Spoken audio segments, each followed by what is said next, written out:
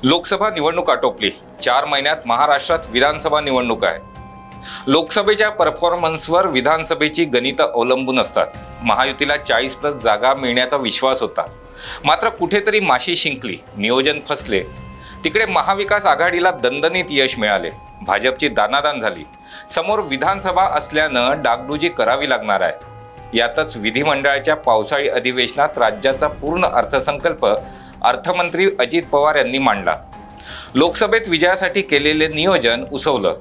या उसवलेल्या नियोजनावर अर्थसंकल्पाच्या माध्यमातून घोषणांचे ठिगळ लावण्याचा केविलवाना प्रयत्न झाल्याचं अर्थसंकल्पातून लक्षात आलं।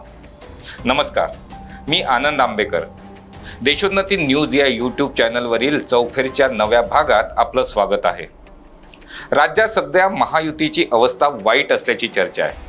महाविकास आघाडीत 3 पक्ष असले तरी ते एकमेकांना सांभाळून घेत आहेत। विधानसभा निवडणुकीत रिस्क नको, घरातील भांडणे चव्हाट्यावर आणायची नाहीत, ही भूमिका महाविकास आघाडीनं घेतली आहे। एकजुटीनं सातत्याने महायुतीवर प्रहार सुरू आहे। एकीकडे महाविकास आघाडीचे वार झेलत असतानाच महायुतीतील प्रत्येक पक्षाला मित्र पक्षातीलच काही वाचाळ नेत्यांच्या वक्तव्यांना सामोरं जावं लागत आहे।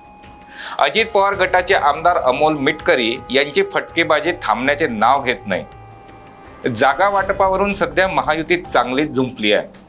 मिटकरी यांचे शब्दांचे बाण परतविण्यासाठी भाजपचे प्रवीण दरेकर ढाल घेऊन उभे आहेत। तिकडे छगन भुजबळांची मराठा आंदोलनाबाबतची वक्तव्ये महायुतीच्या अडचणीत वाढ करत आहे। घरातल्या या अडचणी सोडविण्यात महायुतीच्या नेत्यांचा वेळ वाया जात आहे। विधानसभा निवडणुकीला वेळ अत्यंत कमी आहे। महायुतीच्या नेत्यांच्या म्हणण्यानुसार विरोधकांनी जो सेट केलेला खोटा नरेटिव्ह जनतेच्या मनातून पुसायचा आहे। मतदारांमध्ये विश्वास निर्माण करण्याचा मोठा टास्क महायुतीपुढे आहे। बैठकांवर बैठका होत आहे, मंथन होत आहे। भाजप ॲक्शन मोडवर आली आहे। उपमुख्यमंत्री देवेंद्र फडणवीस पेटून उठले आहेत। ज्या चुका लोकसभेत झाल्या त्या दुरुस्त करण्याची जबाबदारी भाजपने कोर कमिटीवर टाकली आहे। इकडे लोकसभा निवडणुकीतील विजयामुळे महाविकास आघाडीचं मनोबल वाढलं आहे। त्यामुळे पावसाळी अधिवेशनात सत्ता पक्षाला धारेवर धरण्याची पूर्ण तयारी महाविकास आघाडीच्या नेत्यांनी केली आहे। विरोधकांचे वार परतवून लावण्यासाठी देवेंद्र फडणवीस यांच्या नेतृत्वात सत्ता पक्षाची संपूर्ण टीम तयार आहे। अधिवेशनातील सत्ता पक्षाची बॅटिंग विधानसभा निवडणुकीच्या नियोजनाचा पाया मजबूत करू शकतात। यात जोडीला अर्थसंकल्प आल्याने यामधून झालेल्या घोषणा या सत्ता पक्षाच्या पुढील वाटचालीसाठी विधानसभा निवडणुकीच्या नियोजनासाठी लाभदायक ठरू शकतात, इतके मात्र निश्चित। यानंतर बोलूया जरा महाविकास आघाडीवर।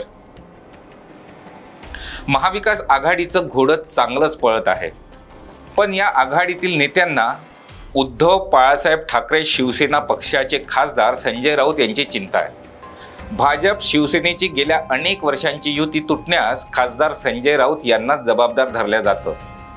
त्यांचा बोलबिता धनी दुसरा कोणी असेलही, पण त्यांच्या बोलण्याचे पडसाद मात्र महाविकास आघाडीच्या एकसंधतेवर पडू शकतात, अशी भीती अनेकांना आहे। लोकसभा निवडणुकीत सांगलीच्या जागेवरून उद्धव बाळासाहेब ठाकरे शिवसेना पक्षात आणि काँग्रेस पक्षात घमासान झालं, मात्र वरिष्ठांनी वेळोवेळी सामंजस्याची भूमिका घेतल्यानं वाद विकोपाला गेला नाही। आता खासदार संजय राऊत यांच्या कालच्या वक्तव्याने पुन्हा एकदा महाविकास आघाडीत घमासान होण्याची शक्यता आहे। मुख्यमंत्री पदाचा चेहरा असल्याशिवाय निवडणुकीला सामोरं जाणं योग्य नाही।